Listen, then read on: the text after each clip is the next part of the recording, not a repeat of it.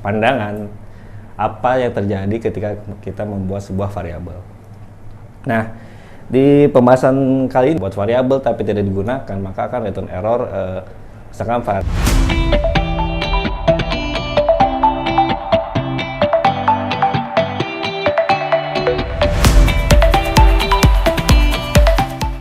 Halo, selamat datang di Refactory Fundamental. Perkenalkan, nama saya Ferdian Dozan Ligemerta. Stack saya full stack, tapi sekarang saya lagi fokus di back end. Dan hari ini saya akan menjelaskan atau memberi sebuah pandangan apa yang terjadi ketika kita membuat sebuah variabel. Nah, di pembahasan kali ini, saya penasaran sebenarnya apa yang terjadi ketika kita membuat sebuah variabel, seperti misalkan biasanya kan kalau digolang kan kita membuat var misalnya a sama dengan integer atau apa gitu kan. Nah itu tuh sebenarnya tidak hanya asal ngetik aja gitu. Nah itu tuh sebenarnya ada sebuah proses yang cukup menarik untuk dibahas. Nah, sebab itu aku ingin membahas itu.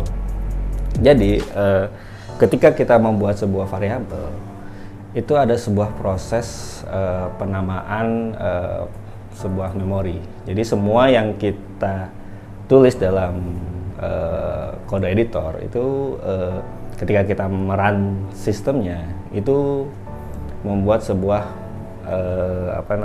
alokasi sebuah memori. Nah, ketika membuat variabel, misalkan variabel a sama integer itu artinya kita menamai sebuah address sebuah memori di dalam RAM kita di laptop kita. Nah itu kenapa makanya di golang itu ada ketika kita membuat variabel tapi tidak digunakan, maka akan return error misalkan variabel a declared but not used. Karena kalau misalkan kita tidak nge-use itu, kita akan menghabiskan membuang-buang memori kita.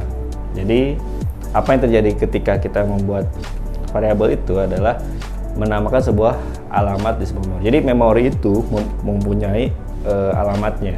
Jadi dan alamatnya itu kalau dari elektronika itu tuh bentukannya addressnya itu kayak hexa. Jadi dengan adanya bahasa pemrograman ini kita bisa memudahkan daripada kita menghafal addressnya, kita bisa nambahin dengan bahasa manusia kayak gitu. Jadi ketika kita membuat variabel, address memorinya akan dinamai dengan bahasa yang kita mau gitu.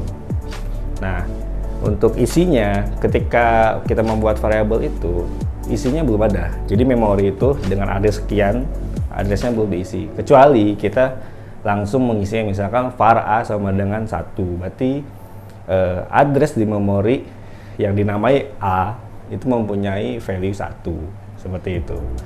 Jadi untuk kedepannya kalau misalnya ingin membuat sebuah variabel itu variabelnya digunakan dengan sebaik-baiknya gitu.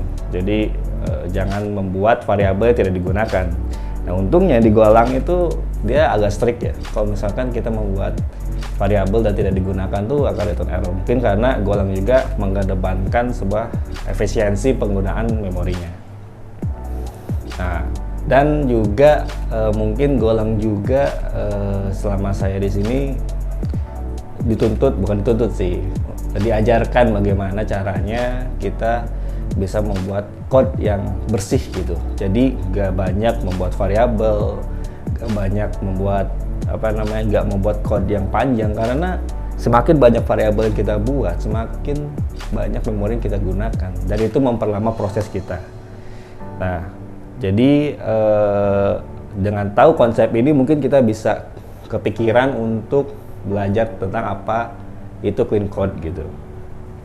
Dan selain itu juga variabel yang digunakan pun harusnya yang benar-benar digunakan dengan baik gitu. Karena kalau misalnya kita hanya membuat sebuah variabel dengan yang penting kita pahami, lebih baik membuat variabel itu variabel yang ketika orang lain pun ingin membuat code yang kita buat itu atau men-trace error itu yang dipengerti oleh orang lain. Lalu selain itu juga dengan kita paham tentang apa yang terjadi ketika kita membuat variabel itu, kita tidak ragu-ragu ketika membuat variabel dengan tipe pointer yang seperti kita tahu di Golang itu ada pointer namanya. Nah, pointer ini maksudnya kita bisa bikin variabel tapi address alamat memorinya menuju ke referensinya. Jadi dengan kita paham variabel, kita bisa lebih cepat paham apa yang terjadi ketika kita membuat sebuah pointer. Nah, ketika membuat pointer dengan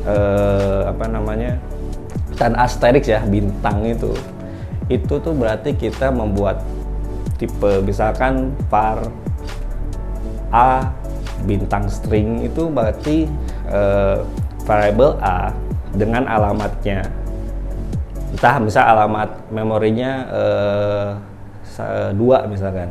Nah, nanti kalau misalnya dia assign ke misalkan tambah reference D dan B yang punya alamat yang lain, jadi nanti A ini punya value dari alamat memorinya si B gitu.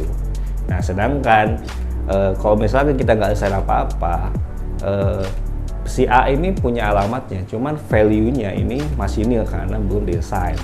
Jadi dengan demikian sangat penting bagi kita untuk mengetahui apa yang terjadi saat kita membuat variabel, karena dengan demikian kita bisa tahu basicnya sebelum membuat sebuah pointer, sebelum kita membuat array, sebelum kita membuat mapping seperti itu.